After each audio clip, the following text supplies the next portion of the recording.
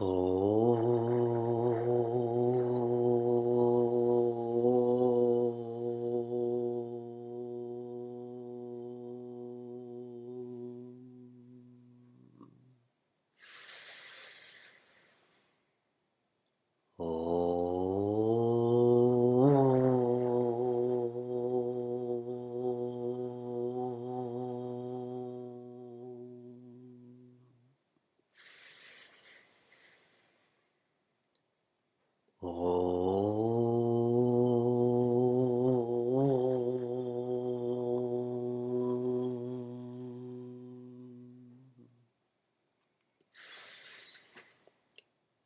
Vakratunda Mahakaya Suryakoti Samaprabha Nirvignam Kuru Me Deva Sarvakaryeshu Sarvada Saraswati Stubhyam Varade Kamarupini Vidyarambham Karishyami Siddhir Bhavatu Me Sada Gurur Brahma Gurur Vishnu Gurur Devo Maheshwara Gurudeva Param Brahma Tasmai Shri Gurave Namaha. Narayana. Hari Om and greetings from Niagara Falls. What all of us are searching for is the everlasting. What all of us is searching for is the everlasting. Where all of us are searching for this everlasting is in the neverlasting. Does that make sense? Is it possible to find the everlasting in the neverlasting? And if this is too abstract, our lives show this in an overt way. Every one of us wants commitment. We want commitment from our customers. We want commitment from our family members. We want commitment from God. Yet how many of us are committed? How many of us follow through with our promises? So there's a conflict there. Again, I want the everlasting, but I keep following the neverlasting. Through the grace of the divine, Sri Ramana has come into our lives. Sri Ramana is available to all, but Sri Ramana has not come into the lives of all because that grace has not been invoked. And Sri Ramana's grace is being shared with us through Upadesha Sara. And the simple message that Sri Ramana is offering to all of us is yajna. Yajna means dedication. Yajna means dedicating. Dedicating the way we live for life. The way we live is all of the verbs that we're used to. Showering, speaking, transacting, moving, thinking, etc. All of our actions, all of our reactions. These have to be dedicated to knowing, dedicated to tuning into life. Life is existence. Life is awareness. And what is most relevant to all of us, life is joy. Sri Ramana has been sharing this with us through 3 parts of Upadesha Sara thus far. The first part focused on bringing yoga to karma, bringing meaning to our actions, to our reactions. And Sri Ramana was essentially sharing that we have to act. When we hear thoughts of contemplation, many of us think, okay, I'm going to contemplate for 12 hours today or 2 hours today. Who can actually do that? Who needs to do that? We all have to act. And with actions come reactions or results. Sri Ramana, in the first part of Upadesha Sara, is encouraging us to be selfless with our actions. And the results that come, be selfless with that too. Using different words, it's arpana buddhi and prasada buddhi. That all I do for society, humanity, divinity. And all I receive is again offered to society, humanity, divinity. Today I came across a lovely sharing by Narendra Modi. I'll read this out to you. I realized that we're all tied down by our thoughts and limitations. When you surrender and stand in front of the vastness, you know that you're a small part of a large universe. When you understand that, any trace of arrogance you have in you melts, and then life truly begins. When I'm clear about my part in the whole, I'm the micro and the macro, I can't help but live more selflessly. The second part of Upadesha Sara, Sri Ramana encourages us to bring yoga to bhakti, to bring meaning to our devotion, to bring meaning to who we are, what we are. During this part, we came to analyze what a bhakta is. A bhakta is one who is directing who they are to Bhagwan. That's called bhakti, right? When a bhakta is being directed to Bhagwan, that's called bhakti. So who are we? The body, the breath, the mind, the intellect, the ego. That's who I believe I am right now. That's why I believe I'm a bhakta and not Bhagwan. So what do I have to do with my body? I have to relax the body. What do I have to do with my breath? I have to enjoy the breath. What do I have to do with my mind?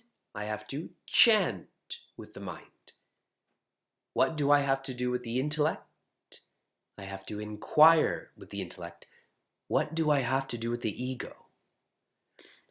Only when all of these other facets of who I think I am, body, breath, mind, intellect, when they're no longer extrovert, but they've been directed inwards to become introvert, then I start to dissect this ego, which is always identifying, getting attached. I can start to observe the ego, that the ego is a phantom. The ego is a phony. When the bhakta can do this fully, then the bhakta fulfills bhakti and becomes Bhagwan. And what is Bhagwan doing? All Bhagwan is doing is being. The becoming comes to an end. There is only being. You remember all of this, yes? The third part of Upadesha Sara, which we recently studied, Sri Ramana encourages us to bring yoga to Ashtanga. Ashtanga is the 8 rungs to upliftment, to enlightenment. And his specific message is, our nature, Brahman, is beyond all means. Beyond all means, one day we will study together Atma Shataka or Nirvana Shataka. And in that most profound text by Acharya Shankara, he goes to the extent of saying na mantra, na Veda, na Shishya, na Guru, na Mukti. All of these are means. Beyond all of this is your nature, is Brahman. Sri Ramana is strong in encouraging us to realize that the lower parts of Ashtanga, Yama, Niyama, Asana, Pranayama, those are means, those are not the ends. We have to go beyond all means. That will be the ends. This is where our study has taken us so far. And now the final part of Upadesha Sara is bringing yoga to jnana, bringing meaning to knowledge. In this last part, Sri Ramana doesn't try to solve our problems. Sri Ramana is not focused on the never-lasting. Sri Ramana is guiding us to dissolve our problems, to focus on the everlasting. As long as I'm tuned into the never-lasting, there will always be problems. But once I tune into the everlasting, what problems? We are on shloka 17. Manasam tu kim margane krite. Manasam tu kim margane krite. Naiva manasam marge Naiva manasam marge arjavat. Naiva manasam marge arjavat.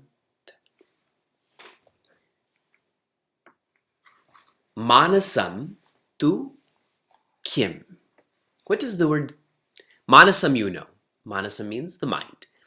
And tu means but or wait. And kim?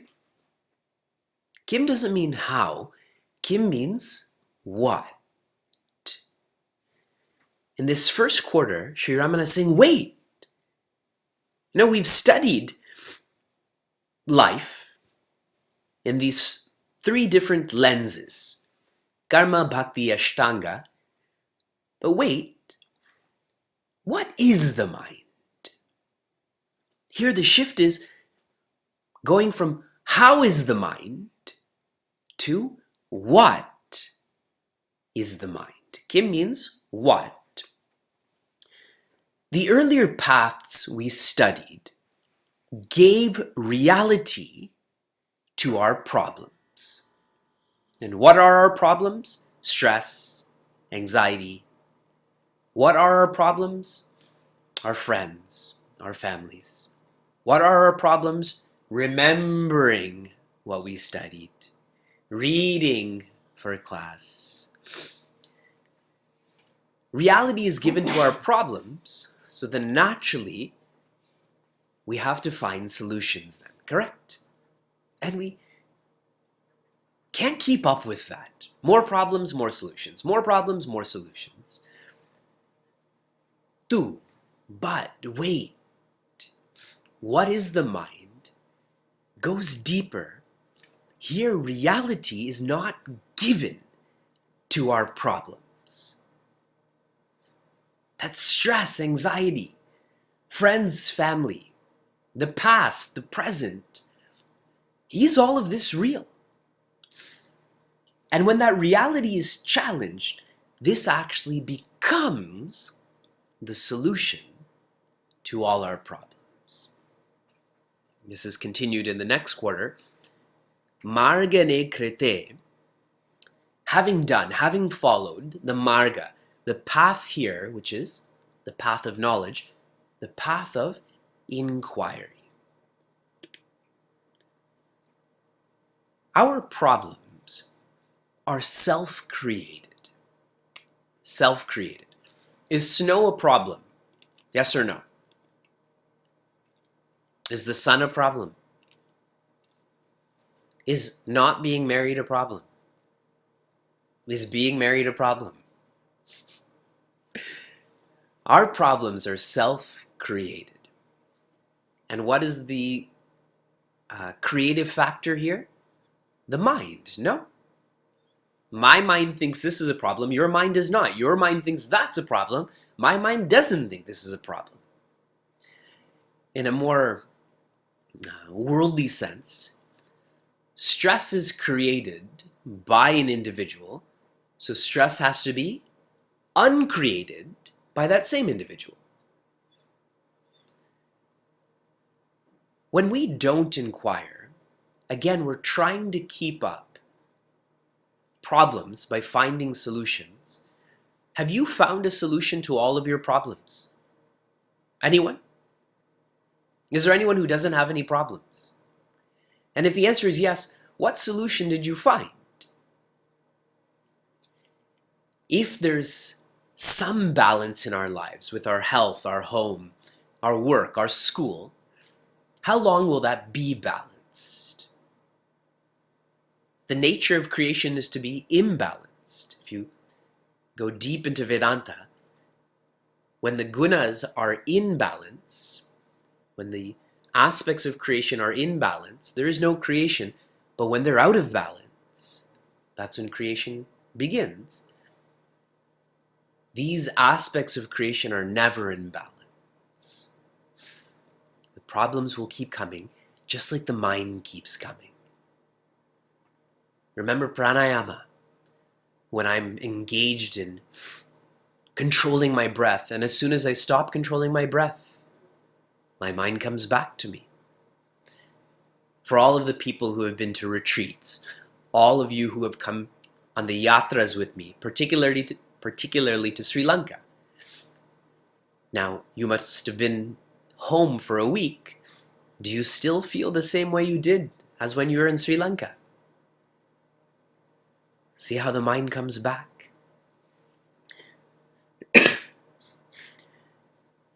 We have to be more clear in knowing what the problem is for us to come to a clear solution. You have to know the problem to know the solution. If you don't know the problem, you can't know the solution. Yes? In a simple example, if you're writing an exam and you don't understand the question, can you come up with a fine answer? Yes or no? You don't understand the question, how are you going to come up with a fine answer? You can come up with a fluffy answer, but not a fine answer. In a more serious sense, if someone is not well, if someone is in a hospital and the medical community doesn't know what is causing that illness, that's quite serious then, right? I don't know what medicine to give, what treatment to give. At least if I know what the illness is, there's still a level of closure there that we can help or cannot help. And both of those bring peace, but when you don't know, I don't know what the problem is, there's a lot of fear that comes with that. It affects the immunity, right? It affects the whole family. To know the problem. Sri Ramana says, Na eva manasam. Na means no. Eva, emphatically, there is no mind. He's telling the truth or the untruth. Is there a mind? Okay. We'll go into some technicalities here. The Vedantic word for real is Sat. S-A-T, like Sadguru. Satguru becomes Sadguru, real, the real Guru. Sat is that which is ever present. Ever present. Please note, I am not saying everlasting. Please note, I am not saying that which is in the past, present, and future, because when I say that, then I'm bringing in a relative dimension, which is time. How can that which is relative be assigned or determine that which is absolute, correct? That doesn't work for Vivek. So that which is real, that which is Sat, is ever present. Asat is that which is never present. Never present. So let's try to come up with, let's start with that which is never present. What are some things that are never present? Never present. See how hard it is to think about that? Because it's not present, so we don't think about it. But our rishis, they use some really interesting examples, like the horns of a hare. Do you ever think of a rabbit with horns? You ever think of a rabbit with two horns or one horn like a unicorn? You don't think of that because it's never present. Yes? Okay. Now tell me, what is ever present? Now you're all going to say God, right? Fine. But if you go into internalizing this more, what is ever present is you. Have you ever experienced your non-existence? If yes, how was it? Please write a report on it and share with all of us. If you've experienced your non-existence, aren't you existent? All can be denied other than existence. Where will existence go? So Sat is existence. Asat is that rabbit's horns. Now, what is the way to describe that which is not ever present, nor is it never present? Not ever present, not never present. It's almost in between. What do we call that? Mithya. We call it a illusion. And sometimes that's too hard of a assignment for us to internalize. So let's change it to relative. That which is relative. Does that make you feel better? So the mind is not an illusion. The mind is relative. But I'm going to go back to that stronger term. Okay. It's as if that which is ever present and never present have a relationship, and that becomes mithya, correct? That which is an illusion. Let's change it to light and darkness. Can light and darkness have a relationship? Yes or no? Wherever there's light, there can't be darkness. Wherever there's darkness, there can't be light. They're mutually exclusive. So, that is an illusion, isn't it? That is false. Can there be happiness and sadness? I'm so happy that I'm sad. I'm so sad that I'm happy. Possible. Can there be, I don't know, you can just go in any direction with this. Can there be poison and medicine? And that's a weird example because sometimes it can be like that. But you get my point, is that this is an illusion. We just are unable to handle that truth, so we keep on pushing that term, relative. The mind is being assigned the level of reality as that of an illusion. And only when we inquire does this become clear to us. I know, we all know, that the mind is, I'll come back to using the word relative. Yes? Every one of you knows that the mind is relative. The mind from Atma Bodha is now changed into Upadesha Sara. The mind from Moha Mudgara is now changed to Upadesha Sara. So we know the relative, but we don't know the absolute. We're clear of the relativity, not clear of the absolute, which is why that feeling of the mind being relative, that doesn't last, slowly that word relativity gets erased and it becomes absolute, isn't it? Because I don't know what the absolute is, so I treat my experience to be sat, to be real. Think lots about that last point. Marge Arjavat, the yoga of jnana, the path of inquiry is Arjavat. What popular Sanskrit name sounds like Arjavat? Arjuna, no? Arjuna is the one who's Arjava, the one who is straight forward, the one who is simple. Sri Ramana is sharing here that the path of inquiry is most simple. Now, why this is being described as simple? Because it's most direct. In other paths, you have to purify the mind. But in this path, there is no mind to purify, right? So most direct. And this path, unfortunately, though called Arjavat, though called simple, is most difficult. Most difficult. Because it demands unlearning. Unlearning. To unlearn that I'm the mind.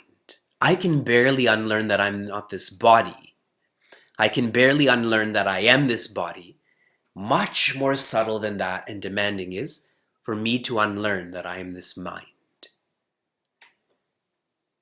This is simple. This is difficult. Simple and difficult. To wrap up this shloka with a visualization, Swami Tejramananda describes this in the text. In the other paths of Karma Bhakti Ashtanga, I'm walking on a path and I think I hear or see or feel a snake. So what do? My reaction is to get a stick, to push that snake away to protect me. And then after that, I have to get, if I'm on a path, I'm in nature, then I have to get a fire to be able to see that snake, to see if that snake bit me. So there's a lot involved. But in this path, I'm walking down this path and I hear or see or feel a snake, and instead of going for the stick, I bring a flashlight and I shine it, and I see that it's not a snake, it's just a rope. So there's no need for me to even go get a stick. Did you all get that? You have to visualize this for this to be more enjoyable. That's where we are with Upadesha Sara, and the remaining shlokas and the remaining classes, we're going to go into surgery of the mind. We're going to go into dissecting the thoughts. If you've never studied Upadesha Sara before, if you've enjoyed and you found the first half of our course meaningful, the next half of our course is going to blow your mind, poetically and actually. Oh.